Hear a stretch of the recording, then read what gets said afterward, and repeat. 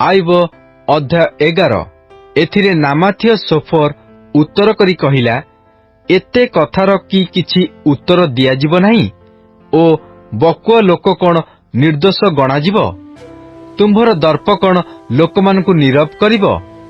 ओ तुम्भे परिहास कले केही कौन तुम्भकु लज्जित करिब नाही? कारण तुम्भे कहुअछ मोहर वाक्य शुद्ध, मु तुम्भ दृष्टि सूची।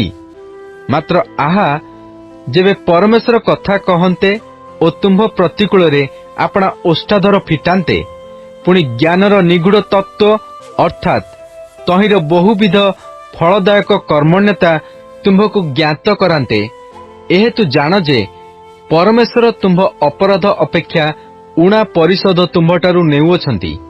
तुम्भे कौन अनुसंधान द्वारा परमेश्वर को पाइपार? तुम्भे कौन सर्वशक्तिमानकर संपूर्ण तत्व पाइपार? ताहा आकाश तुल्य उच्च तुम्भे कौन करिपार? पाताल ठारु गभीर तुम्भे कौन जानिपार?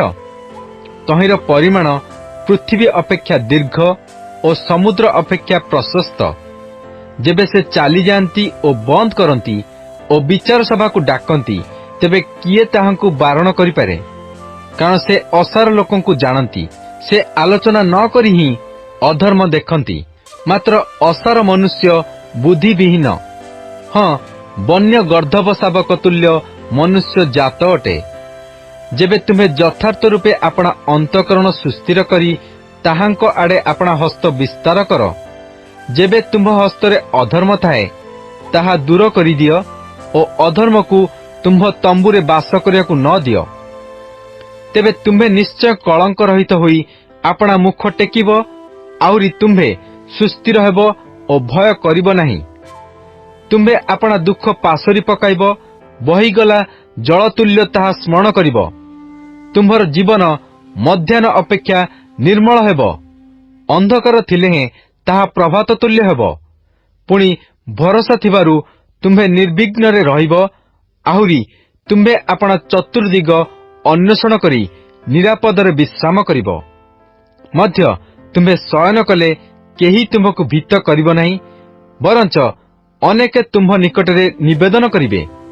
मात्र दुष्ट मानकर चक्षु निस्तेज हेब ओ सेमानकर पळाइबार बाट रहिब नाही, आउ सेमानकर भरोसा प्राणत्यागरे परिणत हेब। आईब अध्याय 12 तहु आईब उत्तर करी कहिला, तुम्हे माने तो लोक, संदेह नहीं तुम्भ मानक संगे संगे ज्ञान मरीजिब। मात्र तुम्भ मानक परी आंभर बुद्धि अछि, मु तुम्भ मानक ठारु उणा नुहे। हाँ, एपरी कथा सबु किए न जाने? मु प्रतिवासीर हास्यास्पद लोकतुल्य होइअछि। से परमेश्वर को डाकन्ते से ताहाकु उत्तर देले, धार्मिक सिद्ध लोक हास्यास्पद होइअछि। सुखरे थिबा लोकर बोधरे विपद तुच्छनीय। जेउ मानकर पाद खसी जाए सेमानक निमंते ताहा प्रस्तुत। डकायत मानकर तंबू भाग्यवान हुए और परमेश्वर को विरक्त करिबा लोके निर्विघ्न रे रहंती। परमेश्वर सेमानक हस्तरे बहुत दियंती। मात्र एबे पशु मानकु पचार, सेमाने तुम्भकु शिक्षा देबे, और आकाशर पक्षी मानकु पचार, सेमाने तुम्भकु जणाइबे। अबा पृथ्वी की बोलो, से तुम्भकु शिक्षा देब, और समुद्रर मत्स्य माने तुम्भ प्रति प्रकाश करिबे। सदाप्रभुक हस्त जे एहा करिअछि, ए सकल द्वारा किए न जाने? ताहांक हस्तरे प्रत्येक जीवर प्राण और समुदाय नरवंशर श्वासवायु अछि। जेपरी रसना खाद्यर आस्वाद पाए, सेपरी कर्ण कौन कथार परीक्षा न करे? प्राचीन मानक ठारे ज्ञान अछि और दीर्घायु रे बुद्धि थाए। ताहांक ठारे ज्ञान और पराक्रम थाए। ताहांकर मंत्रणा और बुद्धि अछि। देख, से भांगी पकांती, आउ ताहा पुनर्निर्मित होई न पारे। से मनुष्य को रुद्ध कले आउ मुकुला होई न पारे। देख, से जल राशि की अटकाइले ताहा सबु शुष्क होई जाए। पुनर्बार से ताहा पठाई देले ताहा पृथ्वी की ओलट पालट करी पकाए। ତାହାଙ୍କଠାରେ ବଳ ଓ ଫଳଦାୟକ କର୍ମଣ୍ୟତା ଥାଏ। ଭ୍ରାନ୍ତ ଓ ଭ୍ରାମକ ତାହାଙ୍କର। ସେ ମନ୍ତ୍ରୀମାନଙ୍କୁ ଲୁଟିତ କରି ନେଇଯାଆନ୍ତି ଓ ବିଚାରକର୍ତ୍ତୃଗଣକୁ ସେ ନିର୍ବୋଧ କରନ୍ତି। ସେ ରାଜାମାନଙ୍କର ବନ୍ଧନ ମୁକ୍ତ କରନ୍ତି ଓ କଟିବନ୍ଧନୀରେ ସେମାନଙ୍କ କଟି ବାନ୍ଧନ୍ତି। ସେ ଯାଜକମାନଙ୍କୁ ଲୁଟିତ କରି ନେଇଯାଆନ୍ତି ଓ ବିକ୍ରମୀମାନଙ୍କୁ ପରାସ୍ତ କରନ୍ତି। ସେ ବିଶ୍ୱସ୍ତମାନଙ୍କ ବଚନ ଅନ୍ୟଥା କରନ୍ତି ଓ ପ୍ରାଚୀନମାନଙ୍କ ବୁଦ୍ଧିକି ହରଣ କରି ନିଅନ୍ତି। ସେ ଅଧିପତିମାନଙ୍କ ଉପରେ ତୁଚ୍ଛତା ଢାଳନ୍ତି ଓ ବଳବାନର ପଟୁକା ଫିଟାଇ ପକାନ୍ତି। ସେ ଅନ୍ଧକାରରୁ ନିଗୁଢ଼ ବିଷୟ ପ୍ରକାଶ କରନ୍ତି ଓ ମୃତ୍ୟୁଛାୟାକୁ ଆଲୁଅକୁ ଆଣନ୍ତି। ସେ ଗୋଷ୍ଠୀମାନଙ୍କୁ ବୃଦ୍ଧି କରନ୍ତି ଓ ସେମାନଙ୍କୁ ବିନାଶ କରନ୍ତି। ସେ ଗୋଷ୍ଠୀମାନଙ୍କୁ ବାହାରେ ବିସ୍ତୀର୍ଣ୍ଣ କରନ୍ତି ଓ ସେମାନଙ୍କୁ ଭିତରେ ଆଣନ୍ତି। ସେ ପୃଥିବୀସ୍ଥ ଲୋକମାନଙ୍କ ପ୍ରଧାନ ବର୍ଗର ହୃଦୟ ହରଣ କରନ୍ତି ଓ ସେ ସେମାନଙ୍କୁ ପଥହୀନ ମରୁଭୂମିରେ ଭ୍ରମଣ କରାନ୍ତି। ସେମାନେ ଆଲୁଅ ରହିତ ହୋଇ ଅନ୍ଧକାରରେ ଦରାଣ୍ଡି ହୁଅନ୍ତି। ସେ ସେମାନଙ୍କୁ ମତ ଲୋକ ପରି ଟଳମଳ କରାନ୍ତି। ଆଇବ ଅଧ୍ୟାୟ 13। ଦେଖ, ମୋହର ଚକ୍ଷୁ ଏସବୁ ଦେଖିଅଛି, ମୋହର କର୍ଣ୍ଣ ଏହା ଶୁଣି ବୁଝିଅଛି। ଯାହା ତୁମେମାନେ ଜାଣ ତାହା ମୁଁ ଜାଣେ। ମୁଁ ତୁମମାନଙ୍କଠାରୁ ଊଣା ନୁହେଁ। ନିଶ୍ଚୟ ମୁଁ ସର୍ବଶକ୍ତିମାନଙ୍କୁ କହିବାକୁ ଇଚ୍ଛା କରେ ଓ ମୁଁ ପରମେଶ୍ୱରଙ୍କ ସହିତ ଯୁକ୍ତି କରିବାକୁ ବାଞ୍ଛା କରେ। ମାତ୍ର ତୁମେମାନେ ମିଥ୍ୟା ବାକ୍ୟ ରଚକ, ତୁମ୍ଭେ ସମସ୍ତେ ମୂଲ୍ୟହୀନ ବୈଦ୍ୟ। ତୁମେମାନେ ଯେବେ ସମ୍ପୂର୍ଣ୍ଣ ନୀରବ ହୋଇ ରହନ୍ତ, ତାହା ତୁମମାନଙ୍କର ଜ୍ଞାନସୂଚକ ହୁଅନ୍ତା।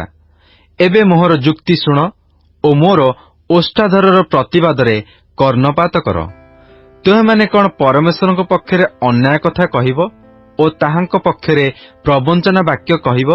ତୁମେମାନେ କଣ ତାହାଙ୍କର ମୁଖାପେକ୍ଷା କରିବ? ତୁମେମାନେ କଣ ପରମେଶ୍ୱରଙ୍କ ପକ୍ଷରେ ବିରୋଧ କରିବ? ସେ ଯେ ତୁମମାନଙ୍କୁ ପରୀକ୍ଷା କରିବେ, ଏହା କି ଭଲ? କିମ୍ବା କେହି ଯେପରି ମନୁଷ୍ୟକୁ ଭୁଲାଏ, ସେପରି ତୁମେମାନେ କଣ ତାହାଙ୍କୁ ଭୁଲାଇବ? ତୁମେମାନେ ଗୋପନରେ ମୁଖାପେକ୍ଷା କଲେ ସେ ଅବଶ୍ୟ ତୁମମାନଙ୍କୁ ଅନୁଯୋଗ କରିବେ। ତାହାଙ୍କର ମହତ୍ତ୍ୱ କଣ ତୁମମାନଙ୍କୁ ଭୀତ କରିବ ନାହିଁ ଓ ତାହାଙ୍କର ଭୟଙ୍କରତା କଣ ତୁମମାନଙ୍କ ଉପରେ ପଡ଼ିବ ନାହିଁ? ତୁମମାନଙ୍କ ସ୍ମରଣୀୟ ବଚନମାଳା ଭସ୍ମରୂପ ପ୍ରବାଦ ଅଟେ। ତୁମମାନଙ୍କର ଦୁର୍ଗ ସବୁ କର୍ଦ୍ଦମର ଦୁର୍ଗ ଅଟେ।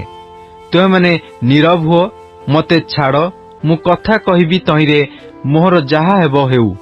ମୁଁ କାହିଁକି ଆପଣା ଦନ୍ତରେ ଆପଣା ମାଂସ ଧରିବି ଓ ଆପଣା ହସ୍ତରେ ଆପଣା ପ୍ରାଣ ରଖିବି? ସେ ମୋତେ ବଧ କଲେ ହେଁ ମୁଁ ତାହାଙ୍କ ପାଇଁ ଅପେକ୍ଷା କରିବି। ତଥାପି ମୁଁ ତାହାଙ୍କ ଛାମୁରେ ଆପଣା ପଥ ସମର୍ଥନ କରିବି। ଏହା ହିଁ ମୋହର ମୁକ୍ତି ସ୍ୱରୂପ ହେବ, କାରଣ ଅଧାର୍ମିକ ଲୋକ ତାହାଙ୍କ ଛାମୁକୁ ଆସିବ ନାହିଁ। ମନୋଯୋଗ କରି ମୋହର କଥା ଶୁଣ ଓ ମୋହର ନିବେଦନ ସବୁ ତୁମମାନଙ୍କ କର୍ଣ୍ଣଗୋଚରରେ ଥାଉ। ଏବେ ଦେଖ, ମୁଁ ଆପଣା ବିଚାରର କଥା ପ୍ରସ୍ତୁତ କରିଅଛି। ମୁଁ ଜାଣେ ମୁଁ ନିର୍ଦ୍ଦୋଷ ହେବି। ମୋ ସଙ୍ଗେ ଯେ ବିବାଦ କରିବ ସେ କିଏ? କାରଣ କେହି ଥିଲେ ମୁଁ ନୀରବ ହୋଇ ପ୍ରାଣତ୍ୟାଗ କରିବି। କେବଳ ଦୁଇ କଥା ମୋ ପ୍ରତି କର ନାହିଁ, ତହିଁରେ ମୁଁ ତୁମ୍ଭ ସମ୍ମୁଖରୁ ଆପଣାକୁ ଲୁଚାଇବି ନାହିଁ। ତୁମ୍ଭ ହସ୍ତ ମୋ ଠାରୁ ଦୂରକୁ କାଢ଼ି ନିଅ ଓ ତୁମ୍ଭର ଭୟାନକତା ମୋତେ ଭୀତ ନ କରୁ। ତେବେ ତୁମ୍ଭେ ଡାକ, ମୁଁ ଉତ୍ତର ଦେବି, ଅବା ମୁଁ କହେ, ତୁମ୍ଭେ ମୋତେ ଉତ୍ତର ଦିଅ। ମୋହର ଅପରାଧ ଓ ପାପ କେତେ? ମୋହର ଅଧର୍ମ ଓ ପାପ ମୋତେ ଜଣାଅ। ତୁମ୍ଭେ କାହିଁକି ଆପଣା ମୁଖ ଲୁଚାଉଅଛ ଓ ମୋତେ ତୁମ୍ଭର ଶତ୍ରୁ ବୋଲି ଜ୍ଞାନ କରୁଅଛ? ତୁମ୍ଭେ କଣ ଉଡ଼ନ୍ତା ପତ୍ରକୁ ଡରାଇବ ଓ ତୁମ୍ଭେ କଣ ଶୁଖିଲା କୁଟା ପଛେ ପଛେ ଗୋଡ଼ାଇବ? କାରଣ ତୁମ୍ଭେ ମୋ ବିରୁଦ୍ଧରେ ତିକ୍ତ କଥା ଲେଖୁଅଛ ଓ ମୋ ଯୌବନ କାଳର ଅପରାଧ ଭୋଗ କରାଉଅଛ। ତୁମ୍ଭେ ଜନ୍ତାରେ ମଧ୍ୟ ମୋହର ଚରଣ ରଖୁଅଛ ଓ ମୋହର ସବୁ ଗତି ଲକ୍ଷ୍ୟ କରୁଅଛ। ତୁମ୍ଭେ ମୋ ଚରଣର ଚତୁର୍ଦିଗରେ ଆପଣା ପାଇଁ ରେଖା ଟାଣୁଅଛ। ତଥାପି ମୁଁ କ୍ଷୟ ପାଉଥିବା ଜୀର୍ଣ୍ଣ ପଦାର୍ଥ ତୁଲ୍ୟ ଓ କୀଟଭକ୍ଷିତ ବସ୍ତ୍ର ତୁଲ୍ୟ ଅଟେ। ଆଇବ ଅଧ୍ୟାୟ 14। ସ୍ତ୍ରୀଜାତ ମନୁଷ୍ୟ ଅଳ୍ପାୟୁ ଓ ଦୁଃଖରେ ପରିପୂର୍ଣ୍ଣ। ସେ ପୁଷ୍ପତୁଲ୍ୟ ପ୍ରସ୍ଫୁଟିତ ହୋଇ କଟାଯାଏ। ମଧ୍ୟ ସେ ଛାୟାତୁଲ୍ୟ ବହିଯାଇ ସ୍ଥିର ନଥାଏ।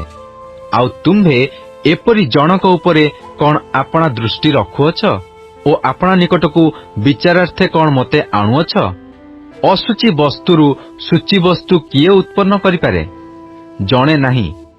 ତାହାର ଦିନ ସବୁ ନିର୍ଣ୍ଣିତ, ତାହାର ମାସ ସଂଖ୍ୟା ତୁମ୍ଭଠାରେ ଅଛି ଓ ତୁମ୍ଭେ ତାହାର ସୀମା ନିରୂପଣ କରିଅଛ, ଏଣୁ ସେ ତାହା ଲଙ୍ଘନ କରିପାରେ ନାହିଁ। ଏହେତୁ ସେ ଯେପରି ବେତନଜୀବୀ ତୁଲ୍ୟ ଆପଣା ଦିନ ଭୋଗ କରିବା ପର୍ଯ୍ୟନ୍ତ ବିଶ୍ରାମ ପାଇପାରିବ, ଏଥିପାଇଁ ତାହାଠାରୁ ଦୃଷ୍ଟି ଫେରାଅ। କାରଣ ବୃକ୍ଷ ବିଷୟରେ ଆଶା ଥାଏ, ତାହା କଟାଗଲେ ପୁନର୍ବାର ପଲ୍ଲବିତ ହେବ ଓ ତହିଁର କୋମଳ ଶାଖାର ଅଭାବ ହେବ ନାହିଁ। ଯଦ୍ୟପି ତହିଁର ମୂଳ ମୃତ୍ତିକାରେ ପୁରୁଣା ହୋଇଯାଏ ଓ ତହିଁର ଗଣ୍ଡି ଭୂମିରେ ମରିଯାଏ, ତଥାପି ଜଳର ଗନ୍ଧ ପାଇଲେ ତାହା ପଲ୍ଲବିତ ହେବ ଓ ରୋପିତ ବୃକ୍ଷତୁଲ୍ୟ ଶାଖା ବିଶିଷ୍ଟ ହେବ। ମାତ୍ର ମନୁଷ୍ୟ ମରେ ଓ କ୍ଷୟ ପାଏ। ହଁ, ମନୁଷ୍ୟ ପ୍ରାଣତ୍ୟାଗ କରେ, ପୁଣି ସେ କେଉଁଠାରେ ଥାଏ? ଯେପରି ସମୁଦ୍ରରୁ ଜଳ ବାହାରିଯାଏ ଓ ନଦୀ କ୍ଷୟପ୍ରାପ୍ତ ଓ ଶୁଷ୍କ ହୁଏ, ସେପରି ମନୁଷ୍ୟ ଶୟନ କଲେ ଆଉ ଉଠେ ନାହିଁ। ଆକାଶମଣ୍ଡଳ ଲୋପ ନ ପାଇବା ପର୍ଯ୍ୟନ୍ତ ସେମାନେ ଜାଗ୍ରତ ହେବେ ନାହିଁ, କିମ୍ବା ନିଦ୍ରାରୁ ଉତ୍ଥାପିତ ହେବେ ନାହିଁ। ତୁମ୍ଭେ ଯେବେ ପାତାଳରେ ମୋତେ ଲୁଚାଇ ରଖନ୍ତ, ତୁମ୍ଭର କୋପ ଅତୀତ ହେବା ପର୍ଯ୍ୟନ୍ତ ଯେବେ ମୋତେ ଗୋପନରେ ରଖନ୍ତ, ଯେବେ ମୋ ପାଇଁ ସମୟ ନିରୂପଣ କରି ମୋତେ ସ୍ମରଣ କରନ୍ତ, ମନୁଷ୍ୟ ମଲେ କଣ ପୁନର୍ବାର ବଞ୍ଚିବ? ମୋହର ମୁକ୍ତି ଉପସ୍ଥିତ ନହେବା ପର୍ଯ୍ୟନ୍ତ ମୁଁ ଆପଣା ଯୁଦ୍ଧର ସମସ୍ତ ଦିନ ଅପେକ୍ଷା କରିବି। ତେବେ ତୁମ୍ଭେ ଡାକିବ ଓ ମୁଁ ତୁମକୁ ଉତ୍ତର ଦେବି। ତୁମ୍ଭେ ଆପଣା ହସ୍ତକୃତ କର୍ମ ପ୍ରତି କରୁଣା କରିବ। ମାତ୍ର ଏବେ ତୁମ୍ଭେ ମୋ ପାଦଗତି ଗଣନା କରୁଅଛ। ତୁମ୍ଭେ କଣ ମୋ ପାପ ପ୍ରତି ନିରୀକ୍ଷଣ କରୁନାହଁ? ମୋହର ଅପରାଧ ଥଳିରେ ମୋହରାଙ୍କିତ ହୋଇଅଛି ଓ ତୁମ୍ଭେ ମୋ ଅଧର୍ମ ବାନ୍ଧି ରଖୁଅଛ। ଆଉ ପର୍ବତ ପଡ଼ିଲେ ନିଶ୍ଚୟ ଲୁପ୍ତ ହୁଏ ଓ ଶୈଳ ଆପଣା ସ୍ଥାନରୁ ଅନ୍ତରିତ ହୁଏ। ଜଳ ପ୍ରସ୍ତରକୁ କ୍ଷୟ କରେ, ଜଳର ପ୍ଲାବନ ପୃଥିବୀର ଧୂଳି ଧୋଇନିଏ ଓ ତୁମ୍ଭେ ମନୁଷ୍ୟର ଆଶା ନାଶ କରୁଅଛ। ତୁମ୍ଭେ ସଦାକାଳ ତାହା ଉପରେ ଜୟଯୁକ୍ତ ହେଉଅଛ, ତେଣୁ ସେ ଚାଲିଯାଏ। ତୁମ୍ଭେ ତାହାର ମୁଖ ପରିବର୍ତ୍ତନ କରି ତାହାକୁ ଦୂର କରି ଦେଉଅଛ। ତାହାର ସନ୍ତାନଗଣ ସମ୍ଭ୍ରମ ପ୍ରାପ୍ତ ହେଲେ ସେ ତାହା ଜାଣେ ନାହିଁ, ପୁଣି ସେମାନେ ଅବନତ ହେଲେ ସେ ସେମାନଙ୍କ ବିଷୟ ବୋଧ ପାଏ ନାହିଁ। ମାତ୍ର ତାହାର ନିଜ ମାଂସ ବ୍ୟଥା ଭୋଗ କରେ ଓ ତାହାର ପ୍ରାଣ ଅନ୍ତରେ ବ୍ୟାକୁଳ ହୁଏ।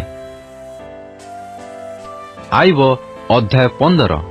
ଏଥି ଉତ୍ତାରେ ତୈମନ୍ୟ ଇଲିଫସ୍ ଉତ୍ତର କରି କହିଲା, ଜ୍ଞାନୀ ଲୋକ କଣ ଅସାର ଜ୍ଞାନରେ ଉତ୍ତର ଦେବ ଓ ପୂର୍ବୀୟ ବାୟୁରେ ଆପଣା ଉଦର ପୂର୍ଣ୍ଣ କରିବ? ସେ କଣ ଅନର୍ଥକ କଥାରେ ଓ ନିଷ୍ଫଳ ବାକ୍ୟରେ ଯୁକ୍ତି କରିବ? ହଁ, ତୁମ୍ଭେ ତ ଭୟ ଦୂର କରି ଦେଉଅଛ ଓ ପରମେଶ୍ୱରଙ୍କ ସାକ୍ଷାତରେ ଭକ୍ତି କ୍ଷୀଣ କରୁଅଛ। କାରଣ ତୁମ୍ଭର ଅପରାଧ ତୁମ୍ଭ ମୁଖକୁ ଶିଖାଉଅଛି ଓ ତୁମ୍ଭେ ଧୂର୍ତ୍ତର ଜିହ୍ୱା ପସନ୍ଦ କରୁଅଛ। ତୁମ୍ଭର ନିଜ ମୁଖ ତୁମ୍ଭକୁ ଦୋଷୀ କରୁଅଛି, ମୁଁ କରୁନାହିଁ। ଆହୁରି ତୁମ୍ଭ ନିଜ ଓଷ୍ଠାଧର ତୁମ୍ଭ ବିରୁଦ୍ଧରେ ସାକ୍ଷ୍ୟ ଦେଉଅଛି। ମନୁଷ୍ୟମାନଙ୍କ ମଧ୍ୟରେ ତୁମ୍ଭେ କଣ ପ୍ରଥମ ଜାତ? ଅବା ପର୍ବତଗଣ ପୂର୍ବରୁ ତୁମ୍ଭେ କଣ ଉତ୍ପନ୍ନ ହୋଇଥିଲ? ତୁମ୍ଭେ କଣ ପରମେଶ୍ୱରଙ୍କର ଗୁପ୍ତ ମନ୍ତ୍ରଣା ଶୁଣିଅଛ ଓ ତୁମ୍ଭେ କଣ ଜ୍ଞାନ ଆତ୍ମସାତ କରୁଅଛ? ଆମ୍ଭମାନଙ୍କୁ ଅଜଣା କେଉଁ କଥା ତୁମ୍ଭେ ଜାଣୁଅଛ? ଆମ୍ଭମାନଙ୍କର ଅବୁଝା କେଉଁ କଥା ତୁମ୍ଭେ ବୁଝୁଅଛ? ପକ୍ୱ କେଶ ବିଶିଷ୍ଟ ଓ ତୁମ୍ଭ ପିତା ଅପେକ୍ଷା ପ୍ରାଚୀନ ଅତି ବୃଦ୍ଧ ଲୋକେ ଆମ୍ଭମାନଙ୍କ ମଧ୍ୟରେ ଅଛନ୍ତି। ପରମେଶ୍ୱରଙ୍କ ସାନ୍ତ୍ୱନା ବାକ୍ୟ ତୁମ୍ଭ ପ୍ରତି କି କ୍ଷୁଦ୍ର ବିଷୟ ଓ ତୁମ୍ଭ ସହିତ କୋମଳ ଆଳାପ କି ତଦ୍ରୂପ? ତୁମ୍ଭ ମନ ତୁମ୍ଭକୁ କାହିଁକି ବିପଦରେ ନେଇଯାଏ ଓ ତୁମ୍ଭର ଚକ୍ଷୁ କାହିଁକି ମଟମଟ କରେ ଯେ ତୁମ୍ଭେ ପରମେଶ୍ୱରଙ୍କ ବିରୁଦ୍ଧରେ ଆପଣା ଆତ୍ମାକୁ ଚିଆଉଅଛ ଓ ଆପଣା ମୁଖରୁ ଏପରି କଥା ବାହାରିବାକୁ ଦେଉଅଛ? ମନୁଷ୍ୟ କିଏ ଯେ ସେ ସୂଚୀ ହୋଇପାରେ ଓ ସ୍ତ୍ରୀଜାତ ମନୁଷ୍ୟ କିଏ ଯେ ସେ ଧାର୍ମିକ ହୋଇପାରେ? ଦେଖ, ସେ ଆପଣା ପବିତ୍ରଗଣଠାରେ ବିଶ୍ୱାସ କରନ୍ତି ନାହିଁ। ଆହୁରି ତାହାଙ୍କ ଦୃଷ୍ଟିରେ ଆକାଶମଣ୍ଡଳ ନିର୍ମଳ ନୁହେଁ? ତେବେ ଘୃଣାର୍ହ ଓ ଭ୍ରଷ୍ଟ ଅଧର୍ମକୁ ଜଳ ପରି ପାନକାରୀ ଯେ ମନୁଷ୍ୟ, ସେ କେଡ଼େ ନ୍ୟୁନ। ମୁଁ ତୁମ୍ଭକୁ ଦେଖାଇବି, ମୋ କଥା ଶୁଣ। ମୁଁ ଯାହା ଦେଖିଅଛି ତାହା ପ୍ରକାଶ କରିବି। ଜ୍ଞାନୀମାନେ ଆପଣା ଆପଣା ପିତୃଲୋକଙ୍କଠାରୁ ତାହା ପାଇ କହିଅଛନ୍ତି ଓ ଗୁପ୍ତ କରିନାହାନ୍ତି। କେବଳ ସେମାନଙ୍କୁ ଦେଶ ଦତ୍ତ ହୋଇଥିଲା ଓ କୌଣସି ବିଦେଶୀ ସେମାନଙ୍କ ମଧ୍ୟରେ ଗତାୟତ କଲା ନାହିଁ। ଦୁଷ୍ଟ ଲୋକ ଆପଣାର ଯାବଜୀବନ ଅର୍ଥାତ୍ ଉପଦ୍ରବ ପାଇଁ ନିରୂପିତ ବର୍ଷ ଯାଏ କ୍ଲେଶ ଭୋଗ କରେ। ତାହାର କର୍ଣ୍ଣରେ ତ୍ରାସଜନକ ଶବ୍ଦ ଥାଏ। ସୌଭାଗ୍ୟ ସମୟରେ ଲୁଟକାରୀ ତାହାକୁ ଆକ୍ରମଣ କରିବ। ସେ ଅନ୍ଧକାରରୁ ଫେରିଆସିବ ବୋଲି ବିଶ୍ୱାସ କରେ ନାହିଁ ଓ ସେ ଖଡ୍ଗ ନିମନ୍ତେ ଅପେକ୍ଷିତ। ସେ ଖାଦ୍ୟ ନିମନ୍ତେ ବାହାରେ ବୁଲି କହଇ, ତାହା କାହିଁ?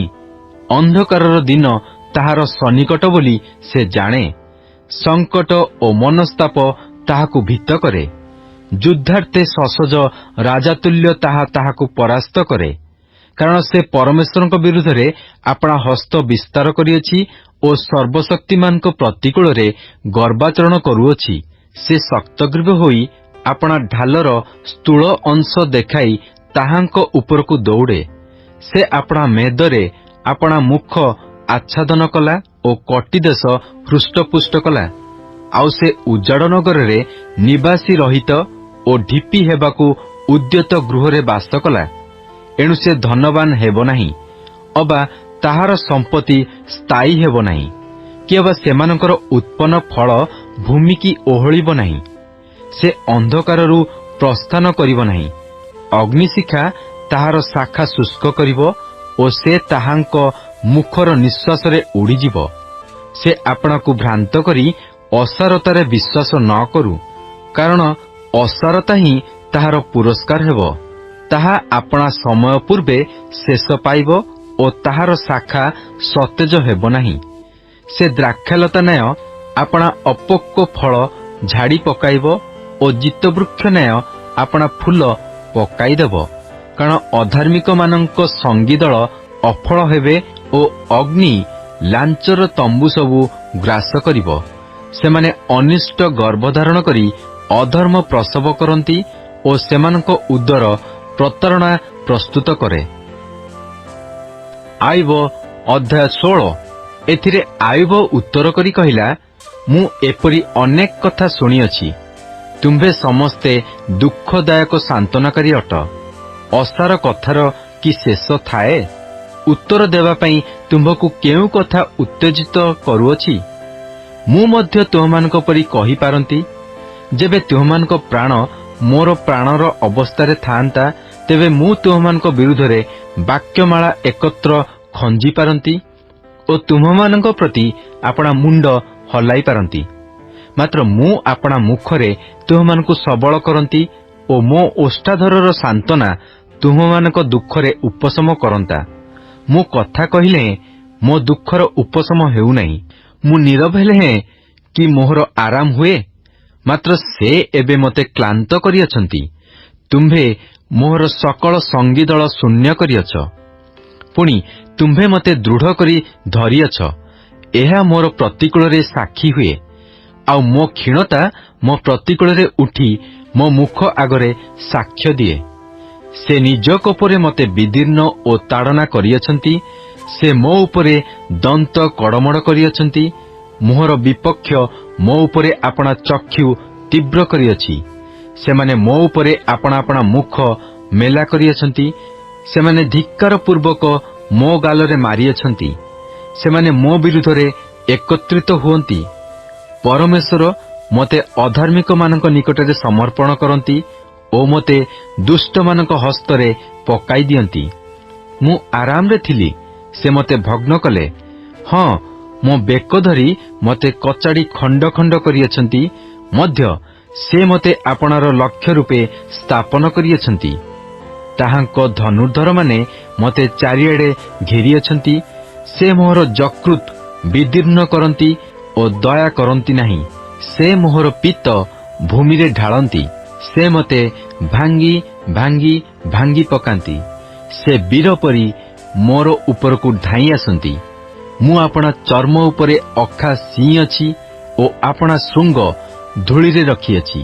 ରୋଦନରେ ମୋହର ମୁଖ ବିକୃତ ହୋଇଅଛି ଓ ମୃତ୍ୟୁଛାୟା ମୋ ଚକ୍ଷୁର ପତା ଉପରେ ଅଛି। ତଥାପି ମୋ ହସ୍ତରେ ଦୌରାତ୍ମ୍ୟ ନାହିଁ ଓ ମୋହର ପ୍ରାର୍ଥନା ନିର୍ମଳ। ଗୋ ପୃଥିବୀ, ମୋହର ରକ୍ତ ଆଚ୍ଛାଦନ କର ନାହିଁ ଓ ମୋହର କ୍ରନ୍ଦନ କୌଣସି ବିଶ୍ରାମ ସ୍ଥାନ ନ ପାଉ। ଏବେ ମଧ୍ୟ ଦେଖ, ମୋହର ସାକ୍ଷୀ ସ୍ୱର୍ଗରେ ଅଛନ୍ତି ଓ ମୋ ପକ୍ଷରେ ପ୍ରମାଣଦାତା ଊର୍ଦ୍ଧ୍ୱରେ ଅଛନ୍ତି। ମୋ ମିତ୍ରଗଣ ମୋତେ ତୁଚ୍ଛ କରନ୍ତି, ମାତ୍ର ମୋହର ଚକ୍ଷୁ ପରମେଶ୍ୱରଙ୍କ ଉଦ୍ଦେଶ୍ୟରେ ଲୋତକ ଢାଳେ, ଯେପରି ସେ ପରମେଶ୍ୱରଙ୍କ ନିକଟରେ ମନୁଷ୍ୟର ଓ ପ୍ରତିବାସୀ ନିକଟରେ ମନୁଷ୍ୟ ପୁତ୍ରର ନ୍ୟାୟ ରକ୍ଷା କରିବେ।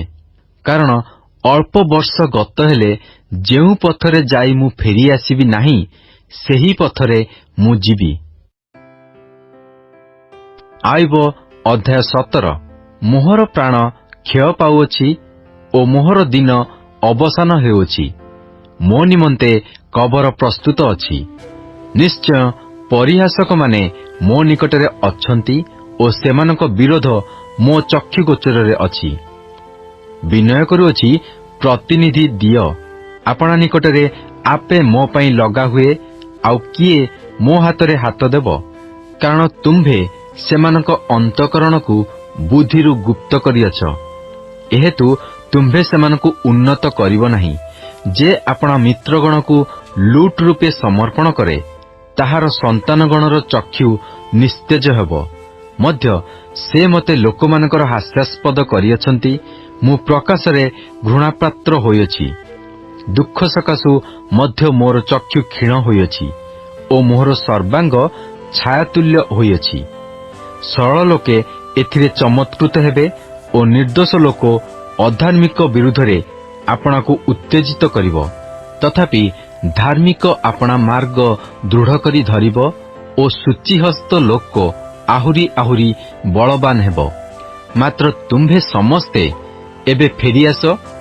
ମୁଁ ତୁମ୍ଭମାନଙ୍କ ମଧ୍ୟରେ ଜ୍ଞାନବାନ ଲୋକ ପାଇବି ନାହିଁ। ମୋହର ଦିନ ସବୁ ଅତୀତ ହେଲା। ମୋହର ଅଭିପ୍ରାୟ ଅର୍ଥାତ୍ ମୋର ମନର ସଂକଳ୍ପ ସବୁ ନିଷ୍ଫଳ ହେଲା। ସେମାନେ ରାତ୍ରି କି ଦିନ କରନ୍ତି, ସେମାନେ ଆଲୁଅକୁ ଅନ୍ଧକାରର ସନ୍ନିକଟ ବୋଲି କହନ୍ତି। ଯେବେ ମୁଁ ପାତାଳକୁ ଆପଣାର ଗୃହ ବୋଲି ଅନାଏ, ଯେବେ ମୁଁ ଅନ୍ଧକାରରେ ଆପଣା ଶଯ୍ୟା ବିଛାଇଅଛି, ଯେବେ ମୁଁ କ୍ଷୟକୁ କହିଅଛି ତୁମ୍ଭେ ମୋହର ପିତା, କୀଟକୁ କହିଅଛି ତୁମ୍ଭେ ମୋହର ମାତା ଓ ଭଗିନୀ, ତେବେ ମୋହର ଭରସା କାହିଁ ଓ ମୋହର ଭରସା କିଏ ଦେଖିବ? ତାହା ପାତାଳର ଅର୍ଗଳ ଆଡ଼କୁ ଓହ୍ଲାଇଯିବ, ତହିଁରେ ଏକାବେଳେ ଧୂଳିରେ ବିଶ୍ରାମ ହେବ।